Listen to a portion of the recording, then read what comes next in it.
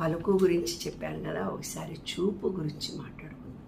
చూపులు అందమైన ప్రకృతిలో 7 రంగులు. అంటే మీరు ఎప్పుడన్నా గార్డెన్లోకి వెళ్ళినప్పుడు, అడవిలోకి వెళ్ళినప్పుడు, ఏదైనా వెళ్ళినప్పుడు ఎన్ని రకాలైన పూలు ఉంటాయి. పిచ్చి పువ్వులు గింతింతే ఉంటాయి, గడ్డి పూలు అది ఎల్లో కలర్లో ఉంటుంది, లావెండర్ కలర్లో ఉంటాయి, వైట్గా ఉంటాయి. అబ్బా మురిసిపోతాను నేను. యూఎస్లో వాకింగ్ చేస్తున్నప్పుడు గోధుమ గడ్డి పువ్వులు చిన్నగా ఉండేది. ఆ గోధుమ చెట్టు ఇంతే ఉండేది. అంటే గోధుమ గడ్డి మన దగ్గర గడ్డి ఎలా ఉంటుందో, వరి ఎలాగుండి గడ్డి ఎలాగుంటుందో, యూఎస్లో ఏమిటంటే గోధుమ గడ్డే ఉంటుందన్నమాట. దాంట్లో మంచి మంచి పూలు. ఇంకొకటి ఏంటంటే పొద్దుతిరుగుడు పువ్వులు ఎక్కువగా ఉంటాయి అక్కడ. సూర్యుడు వచ్చేసరికి చిన్న ఉంటుంది నాన్న, ఎంత అంటే మన చిన్న చుక్కల మనం పెట్టుకునే బొట్టంతే ఉంటుంది ఆ పువ్వు. పొద్దుతిరుగుడుకు సంబంధించిన పువ్వు.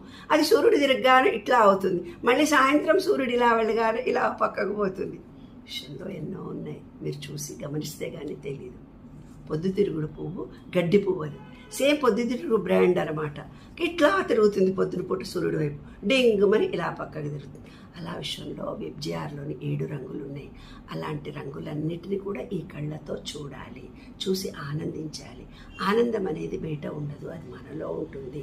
ఎప్పుడైతే హృదయంలో ప్రేమ పుడుతుందో, ఒక దృశ్యాన్ని చూసినప్పుడు నీలో స్పందన కలుగుతుంది. నీ హృదయం ఎప్పుడు కఠినంగా ఉంటుందో, మొరటుగా ఉంటుందో, భయంతో ఉంటుందో, ఈ విశ్వంలో ఉండే ఆనందాన్ని నీవు ఆనందించలేవు. ఆనందం అనేది బయట ఉండదు, మనలోనే ఉంటుంది. ఆ ఆనందాన్ని వెలిబుచ్చాలంటే ప్రేమతో నింపుకోవాలి. ప్రేమతో ఈ విశ్వాన్ని చూస్తే గాలి కదలికకు ఆకులు కదులుతుంటే కూడా మన హృదయం పులకరించిపోతుంది నాన్న. అది విశ్వరహస్యం.